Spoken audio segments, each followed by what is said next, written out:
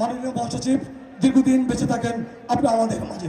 এবার যে বক্তব্য নিয়ে আসার জন্য অনুরোধ করছি আজকের এই সভার সম্মানিত সভাপতি ঢাকা মহানগর উত্তর বিএনপির সংগ্রামী আহ্বায়ক, সাবেক ঢাকা মহানগর উত্তর বিএনপির দুইবারের সদস্য সচিবের যিনি দায়িত্ব পালন করেছেন, বাংলাদেশ জাতীয় ফুটবল দলের সাবেক অধিনায়ক, বাংলাদেশ জাতীয় দল বিএনপির ক্রীড়া বিষয়ক সম্পাদক, ঢাকা মহানগর উত্তর বিএনপির 26টি থানাকে যিনি সুসংগঠিত করেছেন, জননন্দিত জনপ্রিয় জননেতা জনাব আমিনুল হক এখন বক্তব্য রাখছেন।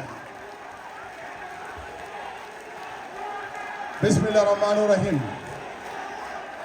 24-এর গণঅভ্যুত্থানের শহীদদের স্মরণে আজকের এই বিশাল সমাবেশের প্রধান অতিথি, গত 17 বছর ওই স্বৈরাচারের বিরুদ্ধে যিনি বলিষ্ঠ কণ্ঠস্বর দিয়ে জোরালো বক্তব্যের মাধ্যমে সারা বাংলাদেশের সকল নেতৃবৃন্দকে একত্রিত করে ঐক্যবদ্ধ করেছিলেন, আমাদের পরিচ্ছন্ন রাজনীতিবিদ, সাবেক মন্ত্রী, সাবেক এমপি, বিশিষ্ট শিক্ষাবিদ, অত্যন্ত পরিচ্ছন্ন রাজনীতিবিদ, বাংলাদেশ জাতীয়তাবাদী দল বিএনপির সংগ্রামী মহাসচিব জনাব মির্জা ফখরুল ইসলাম আলমগীর আমাদের মাঝে উপস্থিত, আমাদের জাতীয় নেতৃবৃন্দ আমাদের মাঝে উপস্থিত, আমাদের ঢাকা মহানগর উত্তর বিএনপির সংগ্রামী সদস্য সচিব, যুগ্ম আহ্বায়ক, সদস্যবৃন্দ এবং আমাদের ঢাকা মহানগর উত্তরের সকল অঙ্গ এবং সহযোগী সংগঠনের বিভিন্ন পর্যায়ের নেতৃবৃন্দ এবং আমাদের মাঝে উপস্থিত 26টি থানা, 71টি ওয়ার্ডের বিভিন্ন পর্যায়ের নেতৃবৃন্দ এবং আমাদের প্রিন্ট মিডিয়ার ভাইরা, ইলেকট্রনিক্স মিডিয়ার ভাইরা, সবাইকে জানাই আসসালামু আলাইকুম। প্রিয় নেতৃবৃন্দ, আমি প্রথমেই স্মরণ করছি শহীদ রাষ্ট্রপতি জিয়াউর রহমানকে, যার স্বাধীনতার ঘোষণার মাধ্যমে আমাদের সেই বীর যোদ্ধারা 1971 সালে মহান স্বাধীনতা যুদ্ধে ঝাঁপিয়ে পড়ে যারা নিজের জীবনকে উৎসর্গ করে দিয়ে এই বাংলাদেশকে স্বাধীন করার জন্য শহীদ হয়েছিলেন। আমি স্মরণ করছি 90-এর গণঅভ্যুত্থানের বীর শহীদদেরকে, যাদের আত্মত্যাগে স্বৈরাচার এরশাদকে বাংলাদেশ থেকে বিতাড়িত করা হয়েছিল। আমি স্মরণ করছি গত 17 বছর এই বাংলাদেশকে স্বৈরাচার মুক্ত করার জন্য ওই স্বৈরাচার শেখ হাসিনার বিরুদ্ধে যারা আন্দোলন সংগ্রাম করতে গিয়ে শহীদ হয়েছেন, গুম হয়েছেন, যাদেরকে হত্যা করা হয়েছে। আমি স্মরণ করছি 24-এর গণঅভ্যুত্থানের জুলাই আগস্টের সেই বীর শহীদদেরকে, যাদের আত্মত্যাগে আজকে আমরা একটি স্বাধীন বাংলাদেশ, একটি স্বৈরাচার মুক্ত বাংলাদেশ, ফ্যাসিবাদ মুক্ত বাংলাদেশ পেয়েছি। প্রিয় নেতৃবৃন্দ, আমি আমার বক্তব্য দীর্ঘায়িত করব না।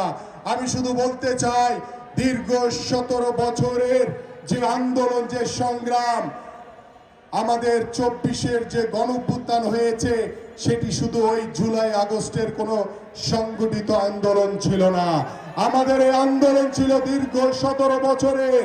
সেই আন্দোলনের সংগ্রামের নেতৃত্ব দিয়েছেন আমাদের বিএনপির ভারপ্রাপ্ত চেয়ারম্যান জনাব তারেক রহমান এবং আমাদের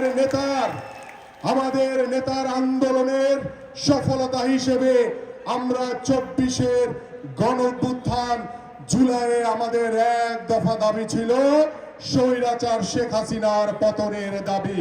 সেই দাবিতে বাংলাদেশের ছাত্র জনতা আজকে যে স্বৈরাচার মুক্ত হয়েছি, সেই ছাত্র জনতার গণঅভ্যুত্থানে আমরা 5ই আগস্ট স্বৈরাচার শেখ হাসিনা মুক্ত হয়েছি। আমরা স্বৈরাচার শেখ হাসিনা মুক্ত হয়েছি ঠিকই, কিন্তু পরিপূর্ণভাবে স্বৈরাচার মুক্ত হতে পারিনি এখনো। আমরা গণতন্ত্রের দ্বার প্রান্তে পৌঁছেছি, কিন্তু পরিপূর্ণভাবে এখন পর্যন্ত গণতন্ত্র প্রতিষ্ঠিত করতে পারিনি। আমাদের গত 17 বছরের যে আন্দোলন, যে সংগ্রাম, শহীদ পরিবারের যে আত্মত্যাগ, সেটা কখনোই বৃথা যেতে পারে না। আমরা 5ই আগস্টের পরে যে অন্তর্বর্তীকালীন সরকারকে আমরা সমর্থন দিয়েছি, এদেশের সাধারণ মানুষ সমর্থন দিয়েছে, সেই অন্তর্বর্তীকালীন সরকারের ভিতরে কিছু নতুন দল আল বচর বাহিনী ঢুকে আবার ফ্যাসিবাদকে উস্কে দেওয়ার চেষ্টা করছে।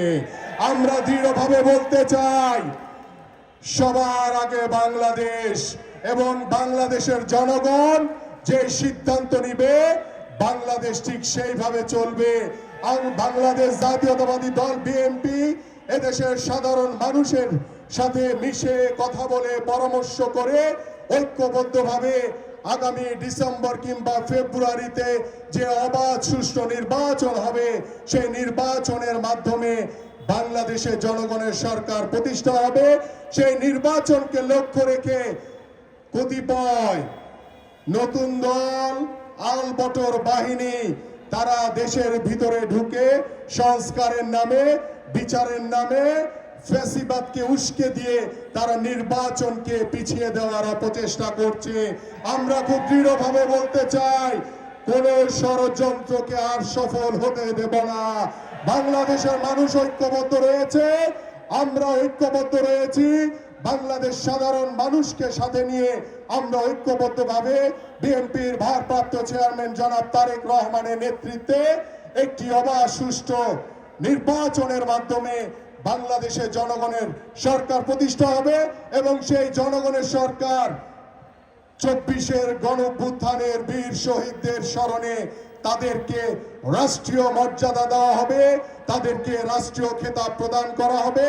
আমরা সেই বীর শহীদদের পরিবারের প্রতি কৃতজ্ঞতা এবং সমবেদনা জানিয়ে এবং আজকের এই সমাবেশকে সফল করার জন্য আপনাদের সকলকে আন্তরিকভাবে ধন্যবাদ এবং কৃতজ্ঞতা জানিয়ে আমি আমার বক্তব্য শেষ করছি। সবাইকে ধন্যবাদ। বাংলাদেশ জিন্দাবাদ, বাংলাদেশ জাতীয়তাবাদী দল বিএনপি জিন্দাবাদ, দেশনেত্রী